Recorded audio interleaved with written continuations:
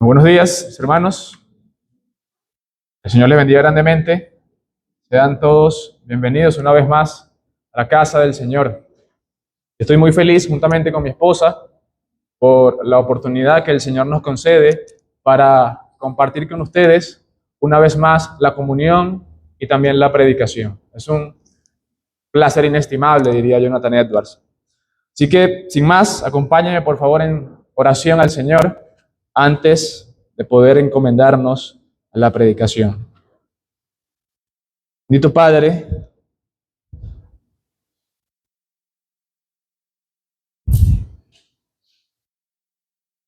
nos encomendamos delante de tu presencia para bendecir tu nombre, para alabarte, para glorificarte, por cuanto tú eres digno de toda nuestra adoración, de toda nuestra piedad, de toda nuestra complacencia y suficiencia en ti.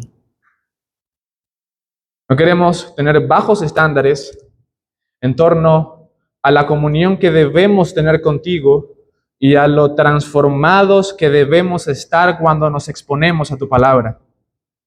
De ahí que pensemos en Salmos, cuando David expresa que la ley de Jehová es perfecta, que convierte el alma. Queremos apegarnos a ella para que ella convierta, transforme nuestros afectos y nos guíe hacia la adoración, hacia la piedad, hacia la santidad. Queremos ser instruidos por ti y doblamos nuestras rodillas para que seas tú, oh buen Maestro, guiando y pastoreando nuestros corazones. Gracias por esta manada pequeña. Gracias por Cristo. Gracias por el Evangelio. Por favor, ayúdanos. Ayuda a mis hermanos. Ayúdame a mí. Porque te lo ruego en el glorioso nombre de nuestro Señor Jesucristo. Amén. La alegoría clásica del puritano John Bunyan de la vida cristiana, el progreso del peregrino, sigue al héroe, en este caso cristiano, en su peligrosa jornada hacia la ciudad celestial. En el camino, Cristiano y su compañero se acercan a un pantano muy lodoso. Es la descripción. Un pantano muy lodoso que estaba en medio de la llanura. Y ellos, en este caso, estando desprevenidos, cayeron ambos de repente en el lodo. El nombre del pantano, según la historia, es abatimiento o el pantano del desaliento.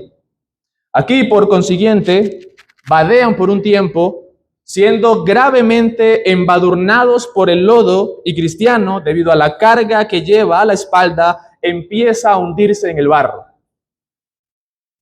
Su compañero de viaje se las arregla para salir, pero en este caso, en lugar de darle una mano a Cristiano, este hombre se aleja de la senda de la vida y huye a su casa. Cristiano entonces, mis hermanos, queda luchando solo en el lodo del pantano hasta que un hombre llamado Ayuda, en este caso el Espíritu Santo, sin lugar a dudas, amablemente lo saca del fango del abatimiento y lo pone en un terreno bastante sólido. Cristiano, una vez más, le pregunta a Ayuda por qué no se ha arreglado este peligroso trecho de la tierra para que los viajeros puedan transitar sin ningún tipo de problema. Ayuda responde, este pantano es un lugar tal que no se puede arreglar. No se puede arreglar. Cuán cierto, mis hermanos, es esto de la vida real. No importa cuán duro tratemos o cuán espiritualmente maduros seamos, los pantanos fatigosos o fangosos son inevitables. Inevitables. No debido a que particularmente hemos fallado en alguna medida, sino porque nadie es inmune al abatimiento o al desaliento. Es un lugar tal que no se puede arreglar, solo se puede atravesar. El siguiente sermón va para quienes están desanimados, desalentados o inclusive abatidos. Apuntalado para aquellos que están atravesando literalmente, dicho sea de paso, el valle de la sombra de la muerte. Por la hora más oscura de la noche, dirían los puritanos. Sin embargo, estés o no estés en ese estado, en algún momento de tu existencia posiblemente estuviste allí, o en algún momento de tu transitoriedad de este lado de la eternidad, estarás ahí. De modo que el cristiano promedio que atraviesa pequeños desalientos es también un blanco fácil de las palabras del autor de nuestro texto y que también es el propósito de mi mensaje en esta mañana. En últimas, mis hermanos, este sermón es para todos. Acompáñenme por favor en sus Biblias al libro de Lamentaciones, capítulo 3.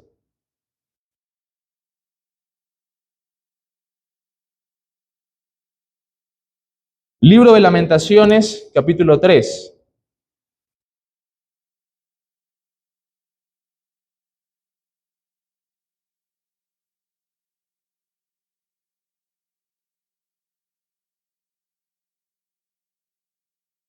Lamentaciones, capítulo 3, versículo 19. Y el título de nuestro sermón en esta mañana es Misericordias que nunca decaen.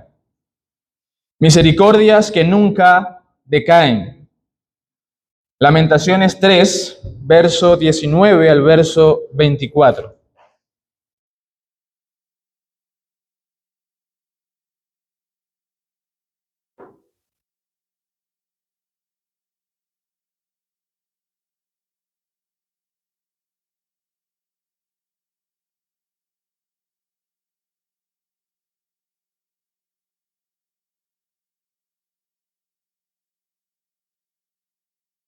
Dice la bendita y santa palabra de Dios. Acuérdate de mi aflicción y de mi abatimiento, del ajenjo y de la hiel. Lo tendré aún en memoria, porque mi alma está abatida dentro de mí. Esto recapacitaré en mi corazón, por lo tanto esperaré. Por la misericordia de Jehová no hemos sido consumidos, porque nunca decayeron sus misericordias. Nuevas son cada mañana, grande es tu fidelidad. Mi porción es Jehová, dijo mi alma, por tanto en él esperaré. El libro de Lamentaciones, mis hermanos, es un libro escrito, según algunos historiadores, por el profeta llorón Jeremías. El título, Lamentaciones, proviene de la traducción de la Vulgata latina, que es la traducción del griego del Antiguo Testamento, la Septuaginta, y transmite la idea de fuertes lamentos. Fuertes lamentos. La exclamación hebrea ekab, que es la palabra que se traduce para lamentaciones, es ¿cómo? Así. Así se define, en este caso, este libro en una sola palabra. ¿Cómo? Que expresa, sin lugar a dudas, consternación. Consternación. Esta palabra es utilizada en el capítulo 1, verso 1, capítulo 2, verso 1 y capítulo 4, verso 1 de todo el libro. Y esto, sin lugar a dudas, da nombre a todo el libro de Lamentaciones. Sin embargo, mis hermanos, los rabinos comenzaron pronto a llamarlo fuertes lamentos o lamentaciones, según lo que expresa Jeremías 7:29. Lamentaciones. De hecho, ningún otro libro del Antiguo Testamento contiene solo lamentos, a diferencia de este. Solo lamentos, como este angustioso canto fúnebre que conmemora el funeral de la otrora o de la ciudad populosa, en este caso la ciudad de Jerusalén, según Lamentaciones 2:15. Este libro, mis hermanos, mantiene viva la memoria de aquella caída y enseña a todos los creyentes cómo afrontar el sufrimiento. Enseña a todos los creyentes a cómo afrontar el sufrimiento. Y antes de yo poder entonces explicar los dos puntos o las dos patas que vamos a desarrollar en este sermón, yo quisiera hacer una especie de contexto literario a todo lo que enseña el libro de Lamentaciones en los capítulos anteriores. Veremos en primer lugar la miseria, verso 19 al 20, y después veremos la misericordia, versículos 21 al 24. Miseria y misericordia. Pero para darle contexto a ese punto de la miseria, permítame entonces ir al capítulo 1 de nuestro libro. Capítulo 1 del libro de Lamentaciones.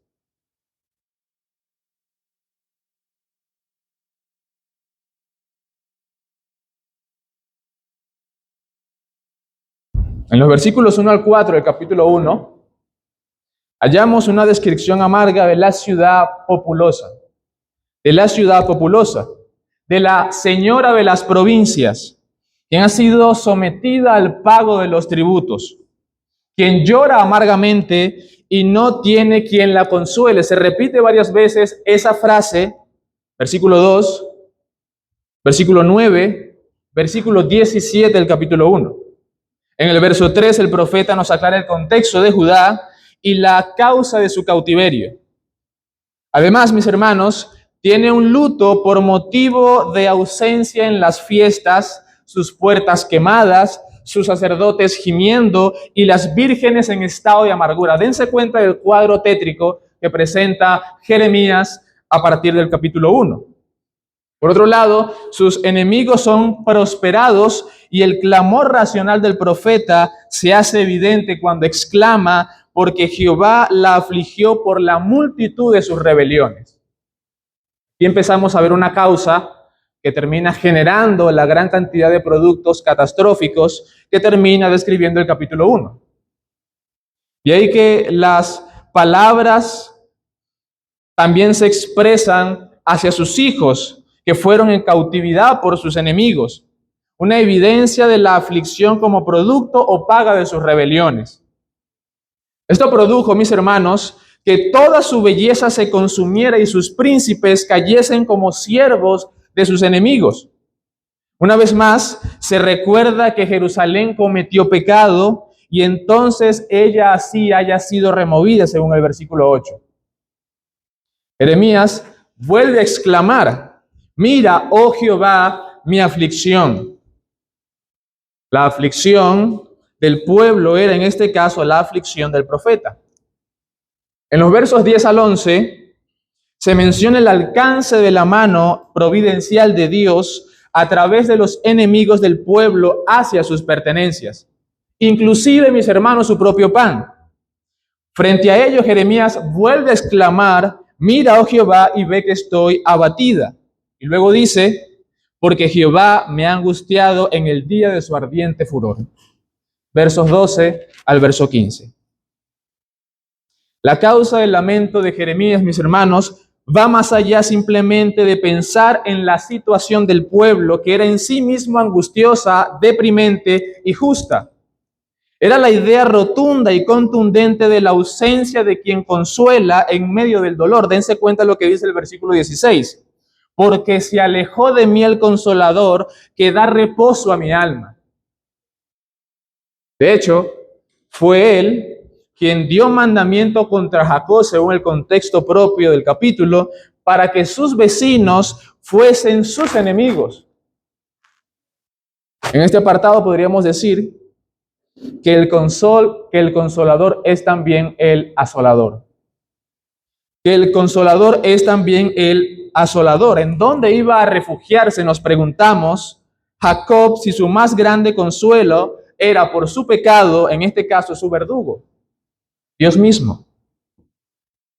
¿Cuál debería ser la respuesta del pueblo ante el peso del juicio divino expresado en el cautiverio o el yugo?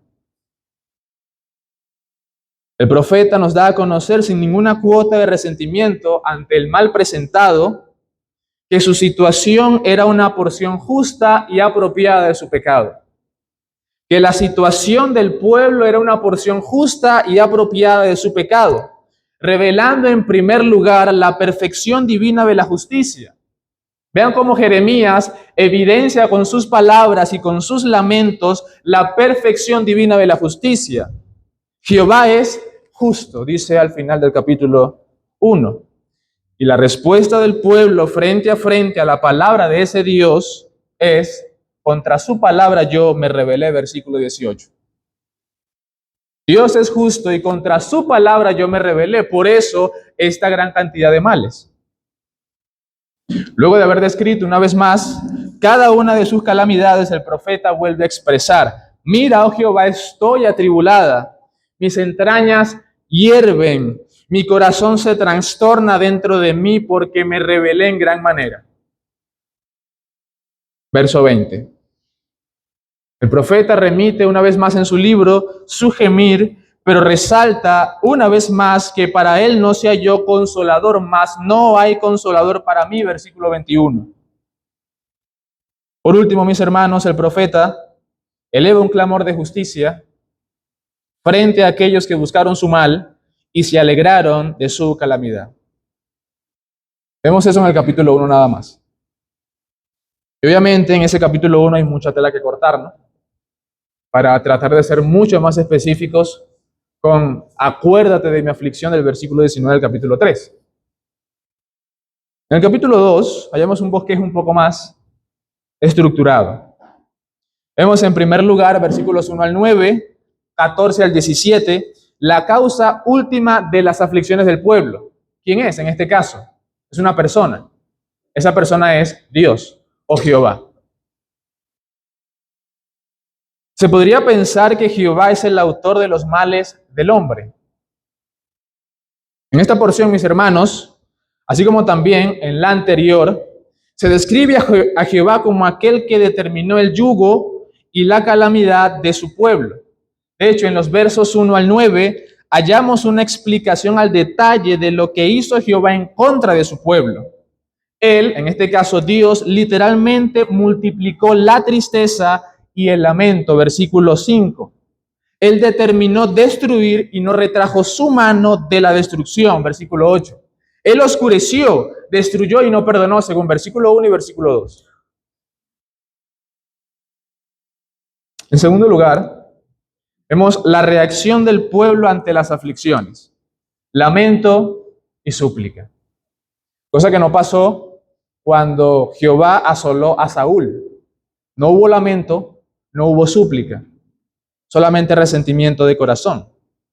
En los versos 10 al 13, 18 al 19, la reacción natural ante un pueblo que ha recibido tantos favores y que es consciente de su maldad es el arrepentimiento. Debería ser naturalmente el arrepentimiento. Aquello que podemos apreciar en el pasaje es lamento verbal y físico, o expresiones de lamento de acuerdo a las costumbres judías expresadas en la Torá, versículo 10. El consejo del profeta es: derrama como agua tu corazón ante la presencia del Señor. Y por último, mis hermanos, vemos un llamado de consideración a Jehová frente a la gravedad de la aflicción, versículo 20 al versículo 22. Por último, Jeremías implora consideración al Dios del pacto. Él dice: y considera a quién has hecho así. El clamor a base de la aflicción por compasión no es de desperdicio en este caso. Aunque Jehová es la razón de las tristezas del pueblo, Él es también en últimas la salvación de su pueblo. Y ahí que el gran rey que se conoce en la historia del pueblo, David, expresase al final del Salmo número 3, la salvación es de Jehová. Sabiendo que él había pecado y que sus enemigos estaban en su nuca, por justicia, yo merezco esto, pero Jehová en últimas es mi salvación. Igualmente pasa acá, en este contexto literario, capítulo 1, capítulo 2. ¿A quién iré yo en este caso? Si he pecado contra Jehová y ofendido su justicia, su santidad, ¿a quién iré? Bueno, a Jehová mismo. No hay escapatoria, mis hermanos. A Jehová mismo.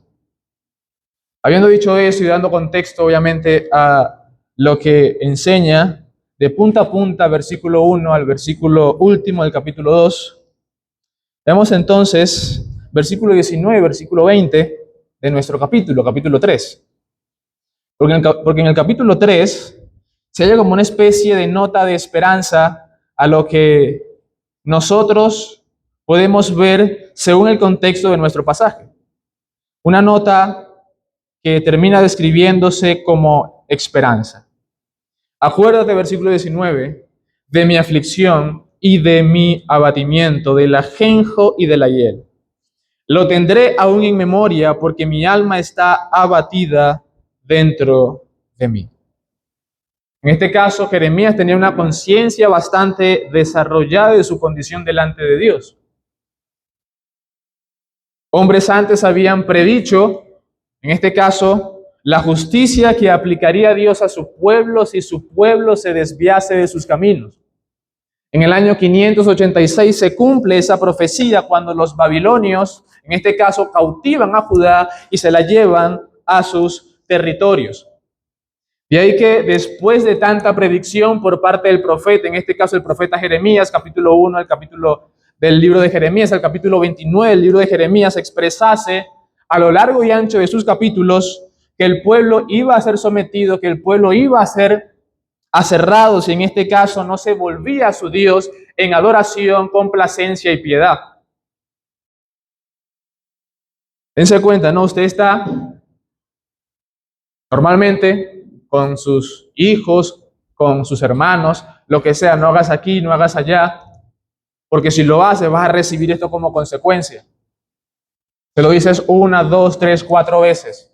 No escuchan, no escuchan, no escuchan y terminan recibiendo en este caso el pago justo por sus equivocaciones.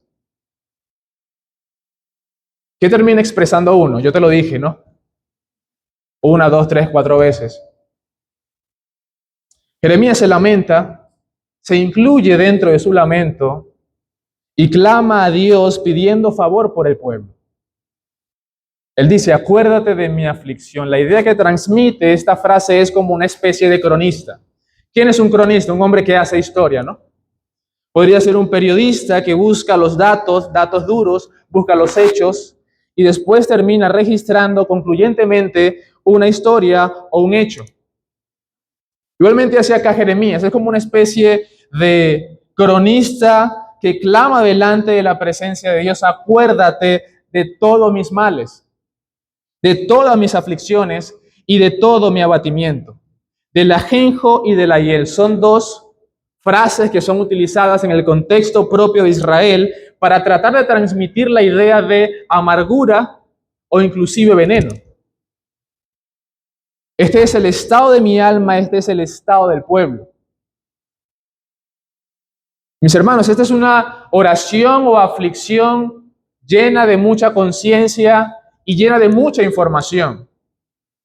De ahí que haya dicho al principio que es una conciencia desarrollada y centrada en estar seguro inclusive y confiado en la aflicción. Jeremías estaba obviamente afligido, abatido y angustiado, pero al mismo tiempo él estaba confiado.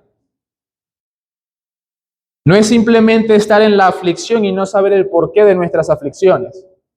Es rastrear hasta lo último el porqué de nuestras angustias y de nuestros propios pecados.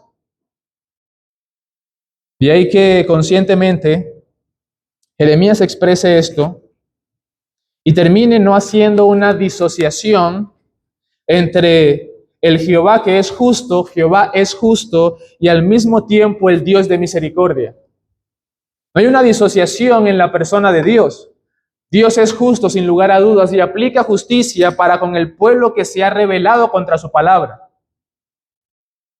Así como lo vimos en capítulos anteriores, Dios es justo, yo contra su palabra me rebelé y por lo tanto merezco el pago de mis atrocidades, pero al mismo tiempo Él expresa que a pesar de dichas atrocidades, en Jehová encuentra misericordia.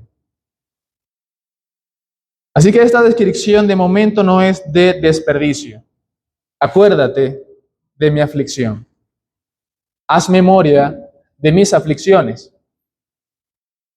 Verso 20, lo tendré aún en memoria porque mi alma está abatida dentro de mí. La idea que comunica el versículo 20 en torno a todo el contexto propio del capítulo es un abatimiento profundo, es un abatimiento superficial que termina tocando las fibras superficiales de nuestro ser. Es un abatimiento profundo, mis hermanos, tal como pudimos expresarlo Anteriormente, en las palabras del mismo autor, por ejemplo, el versículo 20 del capítulo 1, él dice: mira, oh Jehová, estoy atribulada, mis entrañas hierven, mi corazón se trastorna dentro de mí porque me rebelé en gran manera. Dense cuenta que la aflicción del pueblo y al mismo tiempo de Jeremías era consecuente o el producto de la revelación que él había tenido contra la palabra de Dios. No era cualquier cosa. Él se había rebelado contra el Dios justo y santo y por lo tanto sus sentimientos, sus afectos eran consecuentes a esa rebeldía.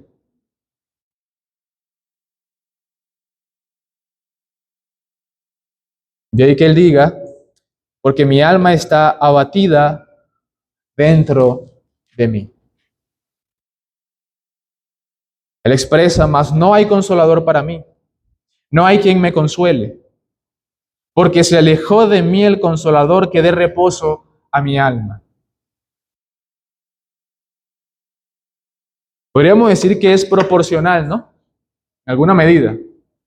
Depende de mis pecados cometidos, por ejemplo, la mentira, o el robo, o la superficialidad en el culto público, mis sentimientos negativos hacia ese Dios. Pero cuando no son pecados tan graves, entonces mis sentimientos no son tan graves. A diferencia de si yo, por ejemplo, maltrato a mi esposa, insulto a mi hermano, o peco con el adulterio, por ejemplo, entonces sí voy a sentir más dolor, más pecado, más sentimiento y más afectos. En este caso, Jeremías compara proporcionalmente sus sentimientos y sus afectos con la persona que en este caso ha ofendido.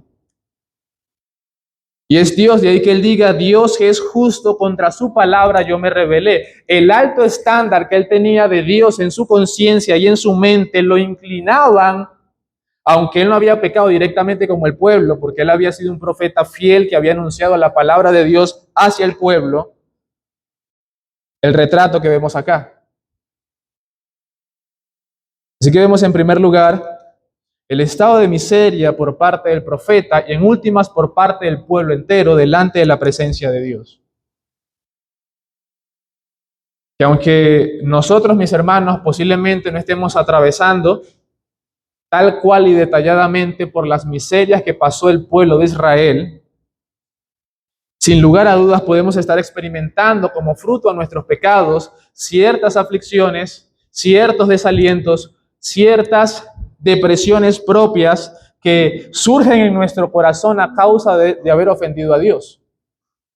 Eso está bien. O sea, que nos sintamos avergonzados por nuestro pecado, que nos sintamos agobiados por nuestro pecado y que acudamos a Dios en oración buscando misericordia y perdón a causa de nuestros pecados, eso está bien. Lástima sería no sentir nada, de verdad, que es una horrenda foto de un hombre que experimenta pecado por haber pecado contra Dios. En últimas, no siente ningún tipo de afecto positivo hacia la persona a quien ha ofendido.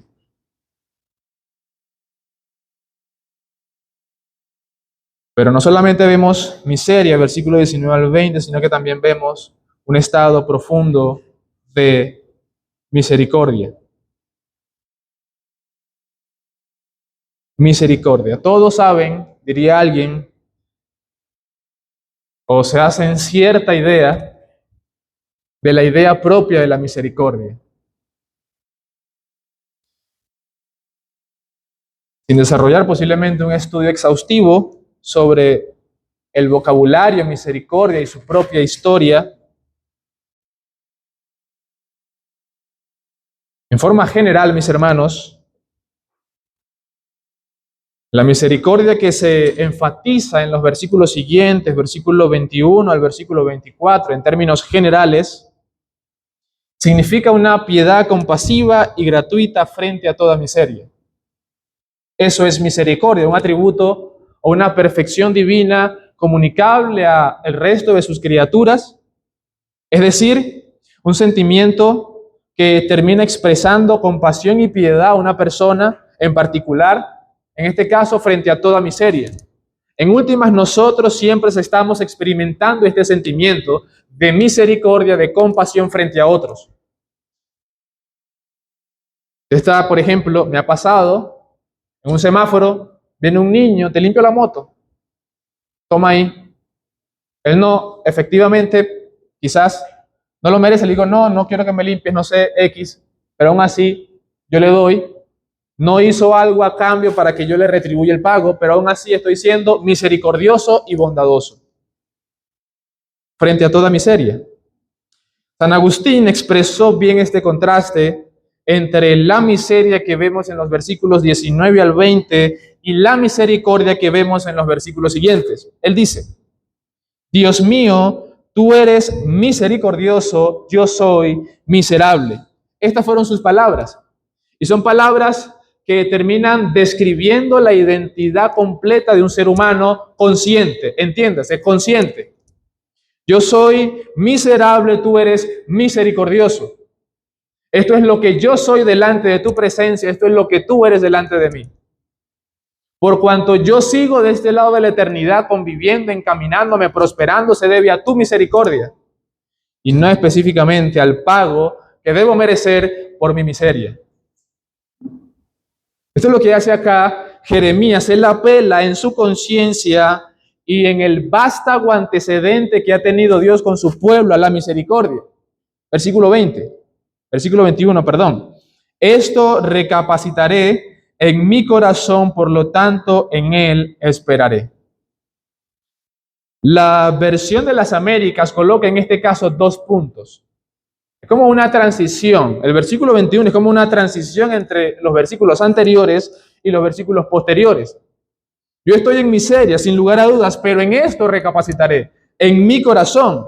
Por lo tanto, en él esperaré. 2 puntos. Y sigue diciendo, por la misericordia de Jehová no hemos sido consumidos, porque nunca decayeron sus misericordias. Mis hermanos, el término misericordia era un término importante y al mismo tiempo aplicable a niveles prácticos para el pueblo de Israel. Acompáñenme a sus Biblias, por favor, al libro de los Salmos.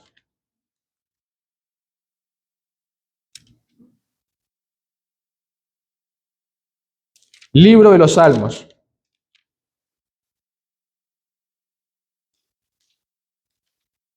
Libro de los Salmos, capítulo 31.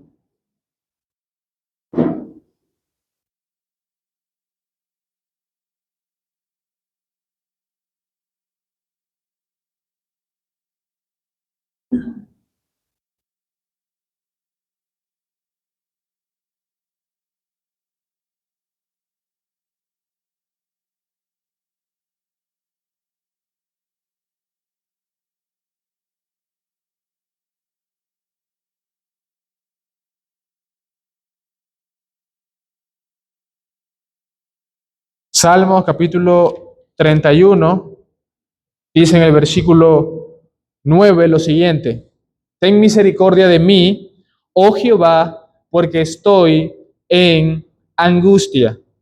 Se han consumido de tristeza mis ojos, mi alma también y mi cuerpo, porque mi vida se va gastando de dolor y mis años de suspirar.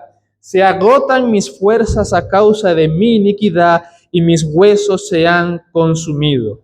David apela una vez más a la misericordia de Dios. Ten misericordia de mí. De hecho, es en los libros poéticos, mis hermanos, donde aparece la palabra misericordia unas 140 veces, a diferencia del resto del libro o del resto de los libros que aparecen en el Antiguo Testamento. En total, unas 240 veces, en los libros poéticos, unas 140, donde se repite una y otra vez el término misericordia como expresión de favor, de compasión y de piedad frente a toda miseria. Y si queremos ser un poco más concluyentes en cuanto a esto, la idea es esa: Dios es misericordioso, los hombres son miserables. De ahí que el término misericordia, de ahí que el término gracia sean enfáticos para con el consuelo que experimentan los creyentes o al mismo tiempo el pueblo de Dios. que Dios, debiendo haber aplicado justicia contra su pueblo, termina extendiendo su mano bondadosa y su misericordia hacia ellos. El término misericordia también puede traducirse como bondad, o la bondad inefable e inquebrantable de Dios para con su pueblo que no merece dicha bondad. Es por eso que en este caso David, mis hermanos, apela a la misericordia de Dios. Por la misericordia de Dios no hemos sido consumidos, porque nunca decayeron sus misericordias. Nunca.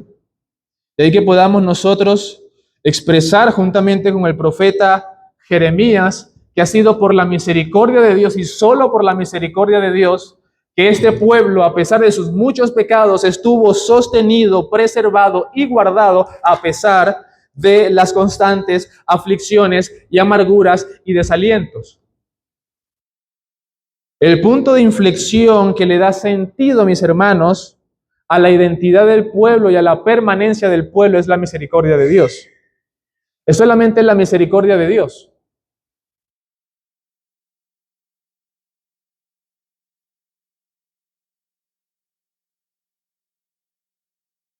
Agustín decía, yo soy miserable. Toda miseria, pero sobre todo, mis hermanos, la más grande, la del pecado y de todo lo que proviene de él. Esta piedad que se expresa a través de la misericordia de Dios va a expresarse, pues, en el perdón que ofrece Dios a la ofensa del pecador, a la ofensa continua del pecador. Es clemente, en este caso, el Dios que dispensa misericordia. Es una expresión también tierna y de mansedumbre de un corazón que renuncia, en este caso, obviamente, a endurecerse y a cerrarse. Es gratitud, mis hermanos, que rebasa la medida del estrecho pecado de los seres humanos. Es una especie de ayuda que trata de aliviar toda miseria humana, mis hermanos, de ahí que podamos nosotros inclusive concluir, Dios es la misericordia misma. Dios es la misericordia misma. Este atributo es incluso el que mejor le conviene respecto a la criatura. Dicho sea de paso, aún respecto a la criatura más perfecta y a la criatura más hermosa, ya que no es tan pura de toda miseria, más que obviamente la gratuita misericordia de Dios.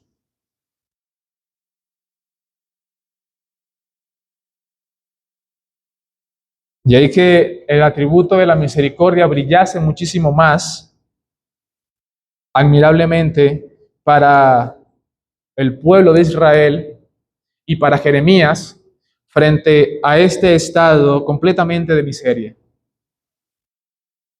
¿Cuándo fue la última vez, mis hermanos, que meditaron y pensaron en primer lugar en su miseria y en segundo lugar en la misericordia de Dios, en ese orden? ¿Cuándo fue la última vez que te colocaste delante de las perfecciones de Dios, evaluaste tu propia condición y colateralmente evaluaste la perfección de la misericordia de Dios?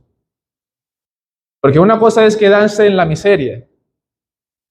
Es una persona muy humilde que reconoce sus limitaciones, sus pecados, sus debilidades, pero al mismo tiempo no exalta la gracia y la misericordia de Dios como consuelo a su alma, que le da sentido e identidad a todo lo que hace.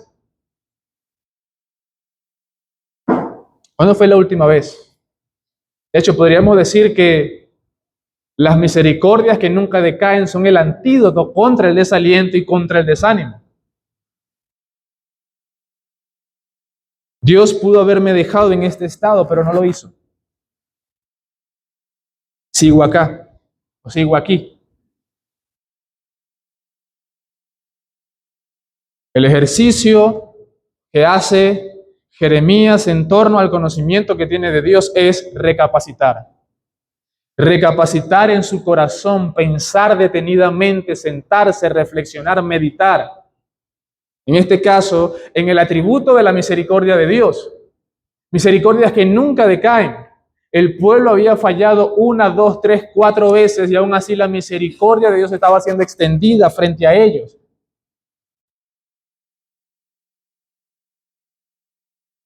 Era un ejercicio piadoso, necesario, que inclinaba su corazón a no pecar una vez más contra Dios, sino más bien acercarse a su Dios. Podría colocar aquí un paréntesis, ¿no? Si la meta principal de los creyentes es glorificar a Dios y disfrutar de Él para siempre, ¿cuál de aquellos objetivos o cuál de aquellas resoluciones que has desglosado en tu vida práctica o piadosa se acercan a ese propósito? ¿Cuáles de ellos se acercan? ¿Cuáles de ellos se alejan? Bueno, yo deseo hacer esto, lo otro, aquí y allá.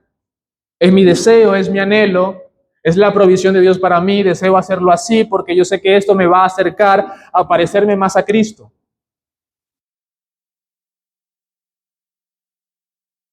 A pesar de lo calamitoso de la condición del pueblo, en este caso de la condición de Jeremías, este hombre recapacita en su corazón como un ejercicio personal y espiritual para su alma, en cómo Dios ha sido una y otra vez misericordioso frente a sus muchos pecados. Dense cuenta lo que dice el versículo 22.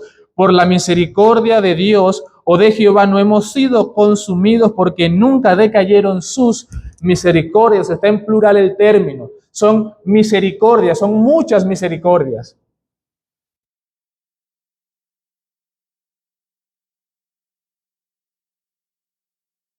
Interesantemente, en el capítulo 1, versículo 7, dice Jeremías, se acordó de los días de su aflicción y de sus rebeliones. Plural.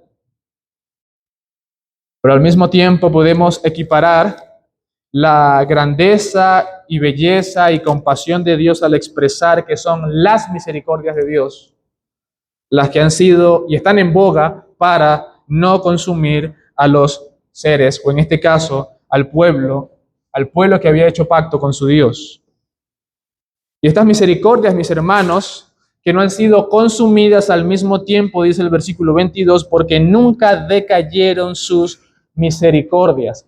Nunca, nunca decayeron. La expresión que se expresa en el versículo 22 obviamente es de permanencia, de perseverancia.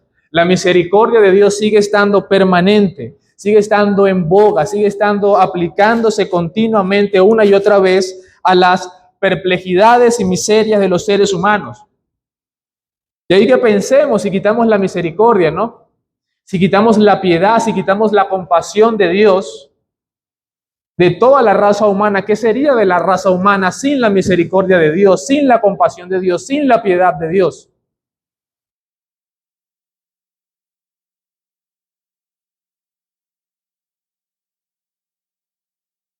Verso 23, nuevas son cada mañana, grande es tu fidelidad. Mi porción es Jehová, dijo mi alma, por tanto en él esperaré.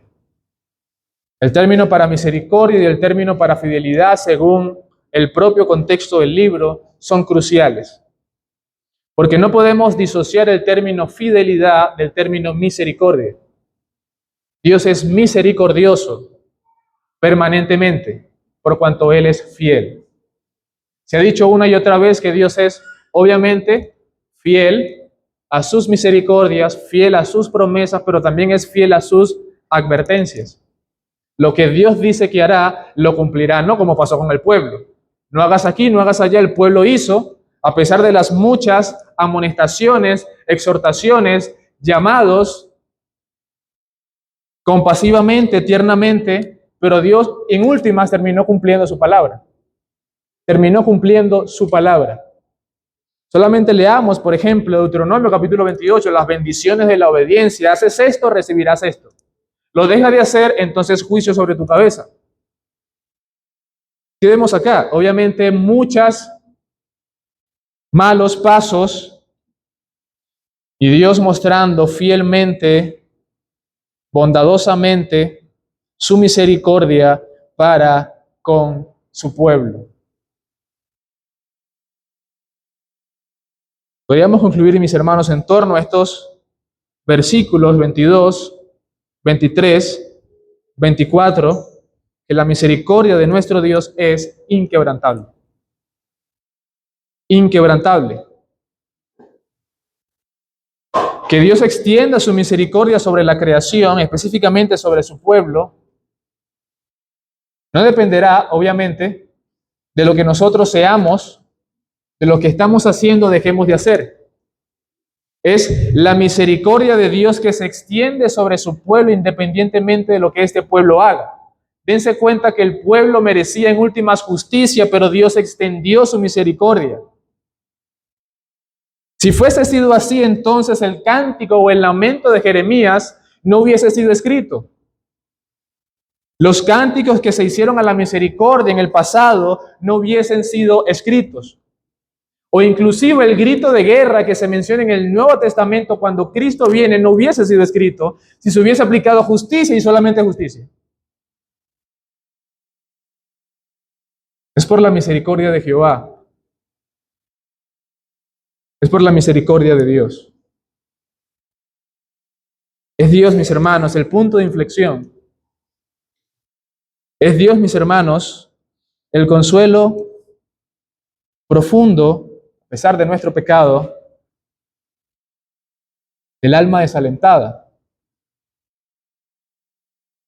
De ahí que el mismo Jeremías pueda decir al final del versículo: mi porción es Jehová, dijo mi alma, por tanto en él esperaré. La porción de Jeremías y del todo el pueblo era Jehová. A pesar de que Jehová era el verdugo de su pueblo, era al mismo tiempo la salvación de su pueblo.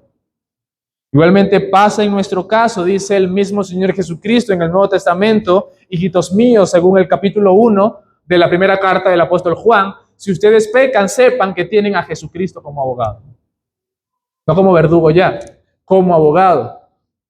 Mis hermanos, la idea preciosa de la misericordia de Dios, que terminó siendo la base y permanencia del pueblo, termina siendo la base y permanencia del pueblo de Dios en el nuevo pacto.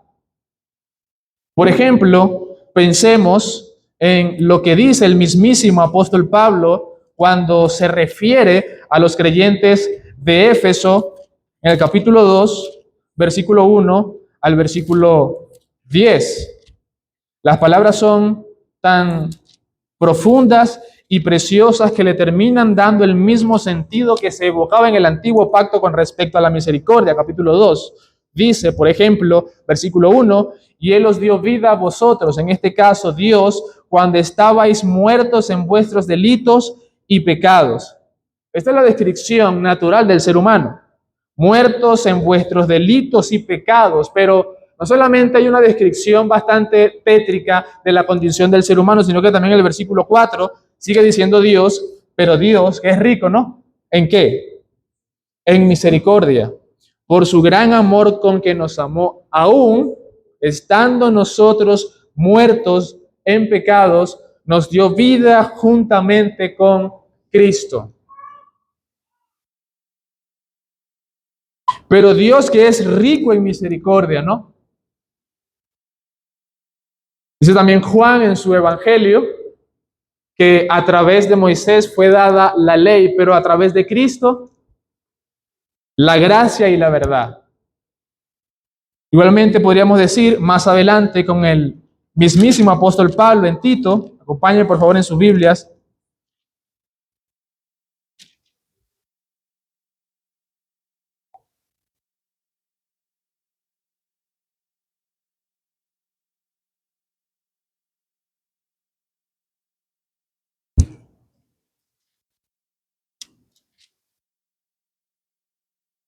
Tito capítulo 3, versículo 3 dice en esta carta, porque nosotros también éramos en otro tiempo insensatos, rebeldes, extraviados, esclavos de concupiscencias y deleites diversos, viviendo en malicia y envidia, aborrecibles y aborreciéndonos unos a otros. Pero cuando se manifestó la bondad de Dios nuestro Salvador y su amor para con los hombres, nos salvó. Sigue diciendo el versículo 5, no por obras de justicia que nosotros hubiéramos hecho, sino por su misericordia, por el lavamiento de la regeneración y por la renovación en el Espíritu Santo, el cual derramó en nosotros abundantemente por Jesucristo nuestro Salvador. Versículo 7, para que justificados por su gracia viniésemos a ser herederos conforme a la esperanza de la vida eterna. Hermanos, esta descripción que hace Jeremías en el antiguo pacto acerca de Dios es una expresión de contexto. Dense cuenta, yo no merezco la bondad, la misericordia de este Dios a causa de mis muchos pecados. Tan grave fue el pecado de Jerusalén o de Israel que se registra en 4 capítulos diferentes en todo lo largo y ancho del Antiguo Testamento. 4 capítulos diferentes. Tan grave fue que los primeros 29 capítulos del libro de Jeremías se enfocan en la amonestación, en la profecía que hace el profeta para que el pueblo no cayese en ese estado tan deprimente. Pero aún así el pueblo cayendo, Dios extiende su misericordia y los preserva. Esta idea de preservación en torno a la misericordia se extrapola al Nuevo Testamento, personificándose en la persona de nuestro Señor Jesús, aplicando bondad y compasión frente a toda miseria. La condición de los hombres en la actualidad no es diferente a la condición de los hombres en la era antigua. Seguimos siendo los mismos. Evolucionamos en torno a avances tecnológicos, pero retrocedemos en torno a la piedad, a los atributos propios y comunicables de parte de Dios. Somos una nación que va en picada, no en ascenso. No estamos al alza, estamos a la baja. Y ahí que el término de la misericordia y la gracia sean sean enfáticos y preciosos para la idea que tenemos inclusive de nosotros mismos. Hay un precioso libro que se llama La libertad de olvidarse de uno mismo, de Timothy J. Keller. Muy bueno, muy corto, recomendable para todos. En ese libro, o la tesis que plantea Keller en ese libro, es esa: la libertad de olvidarte de ti mismo, de vaciarte de ti mismo, de reconocer tu lugar, de reconocer tu identidad adecuada conforme a quién estás mirando. Él plantea en su libro que la persona más influyente de toda la historia humana, una de las más influyentes, de toda la historia humana, ha sido el apóstol Pablo, quien dijo en su momento: Cristo vino a salvar a los pecadores, de los cuales yo soy el primero. Nadie nunca se había expresado así. De hecho, si colocamos el mismo apóstol Pablo en esta era, podríamos pensar: este es un hombre que tiene problemas de baja autoestima. Así de sencillo. George Whitefield decía de sí mismo: yo soy un maldito pecador. Pero esa idea, además de ser cruda y chocante en algunos contextos, es la realidad que termina describiendo la naturaleza y composición humana. Esto es lo que yo soy. De ahí que se exprese con más preciosidad la persona y belleza de Cristo, o la persona y belleza de la misericordia de Cristo.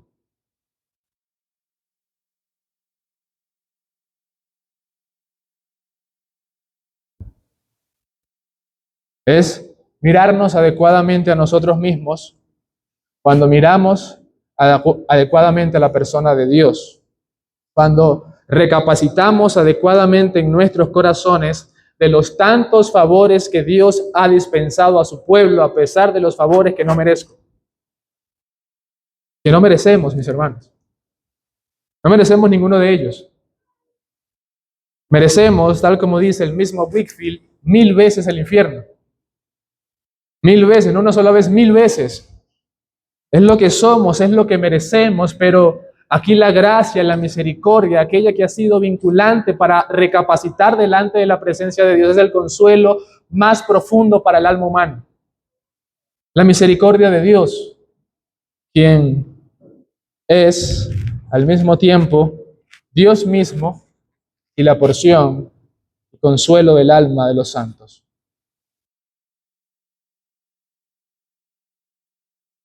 ¿Quién es tu más profundo consuelo, amado hermano mío? ¿Quién es?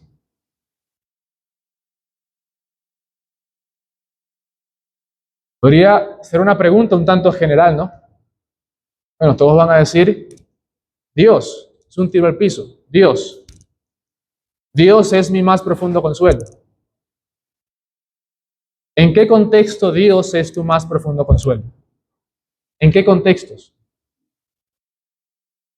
El contexto del pueblo era muy diferente y es diferente a nuestro contexto. Pero frente a los propios problemas de nuestra sociedad, frente a los propios problemas de nuestra iglesia, de nuestra familia, de lo que somos actualmente, ¿quién es tu más profundo consuelo? Frente a los problemas económicos, la inflación, la política, la escasez, las limitaciones, ¿quién es tu más profundo consuelo? ¿Quién es? Cuando estás atravesando por el pantano del desaliento, como vimos al principio del sermón, ¿quién es tu más profundo consuelo? ¿En quién piensas? ¿Quién se te viene a la mente en primer lugar? ¿A quién acudes?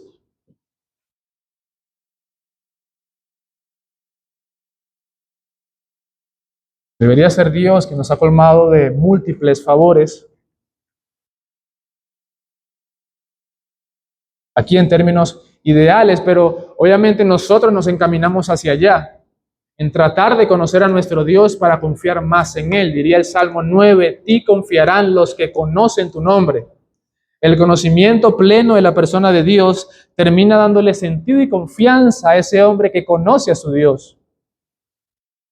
Confiamos en diferentes personas por cuanto lo conocemos. Yo confío en mi esposa porque la conozco. Yo confío en mis padres porque lo conozco. Yo confío en X porque los conocemos. ¿Qué tanto conocemos a nuestro Dios de modo que podamos decir, mi alma está confiada? Confiada.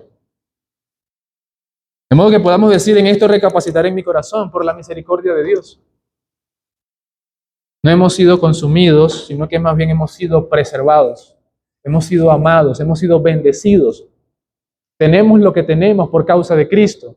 Dijo el mismísimo apóstol Pablo que el Padre nos dio a Cristo y nos dará con Él juntamente todas las cosas.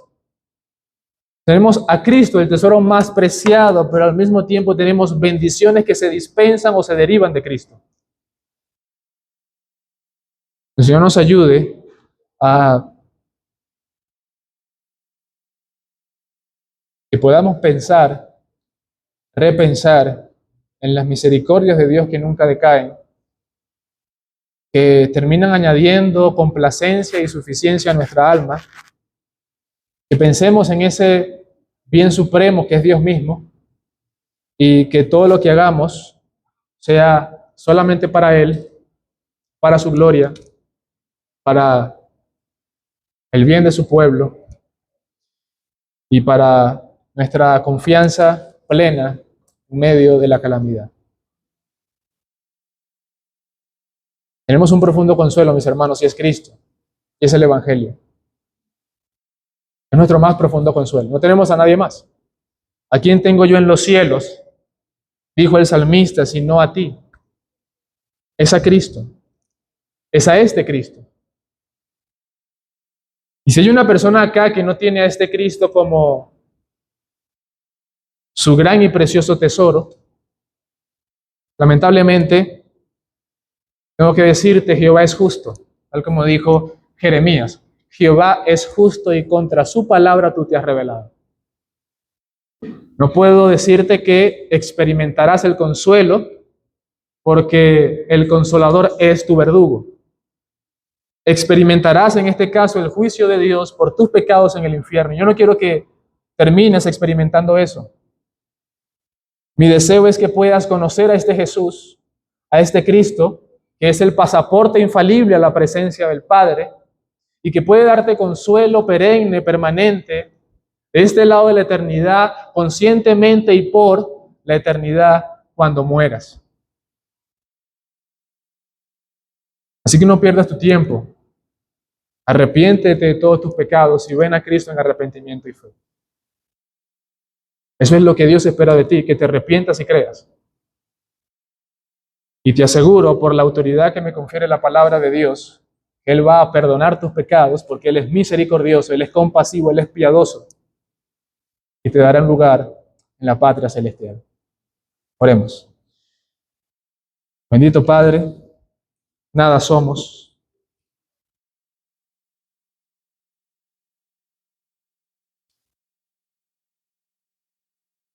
Estamos transitando de este lado de la eternidad por tu favor, por tu gracia y por tu misericordia.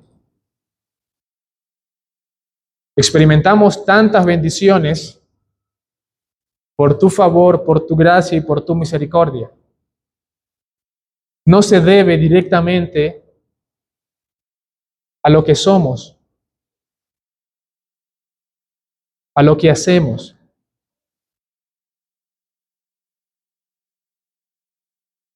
Hacemos lo que hacemos por cuanto tú nos has capacitado, nos has dotado.